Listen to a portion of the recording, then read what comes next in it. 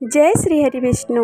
नमस्कार, मु स्वर्णलता मो चैनल स्वर्णर मोटिवेशन रे आपण मानंकु एक नूतन वीडियो माध्यम रे स्वागत करुछि। आज हेउछि पौष रविवार एवं वर्षर प्रथम एकादशी सफल एकादशी। श्रीहरि विष्णु एवं सूर्यदेव कृपा पाइबा पाई आपण माने घर को यही सब जिनिस आणंतु जहाद्वारा आपण मानक घरे सुख शांति समृद्धि जस वैभव बनी रहिबो। हिंदू धर्म रे एकादशी व्रतर अनेक महत्व रही। वर्ष को समुदाय 24 टी एकादशी पड़ी थाए। वर्षर प्रथम एकादशी रविवार अर्थात जनवरी 7 तारिख आज पालित हेउछि। पौष मासर एकादशी को सफल एकादशी कहा जाय थाए। मान्यता रही जे सफल एकादशी व्रत रखिबा द्वारा समस्त कार्य रे सफलता मिली थाए। शास्त्र अनुसार सफल एकादशी दिन श्रीहरि विष्णुंकर किछिटा जिनिस घर को आनिबा द्वारा समस्त कार्य रे सफलता प्राप्ति होय थाए एवं जीवनर समस्त समस्या दूर होय थाए। आज आसंतु जानिबा सफल एकादशी रे केउ सब जिनिस घर को आनिबा द्वारा आम घरे सुख शांति समृद्धि बनाए रही थाए।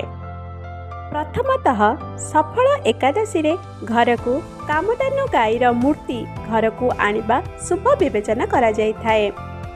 एहा द्वारा घरे सुख शांति समृद्धि वास करि थाए। एकादशी दिन घर को धला हाथीर मूर्ति जुगल आणंतु। यह शांतिर प्रतीक। यह द्वारा गृहर क्लेश दूर होइथाए।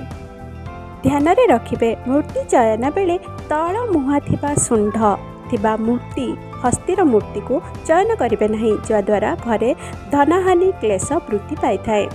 एकादशी दिन घर को तुलसी गछ आनिबा शुभ होइथाए।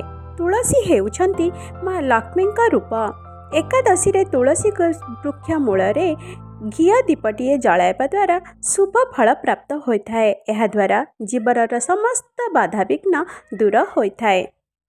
सफल एकादशी रे घर को मोती आनिबा मध्य खूब शुभ होइथाए। एहा द्वारा घरर आर्थिक स्थिति सुदृढ़ होइथाए।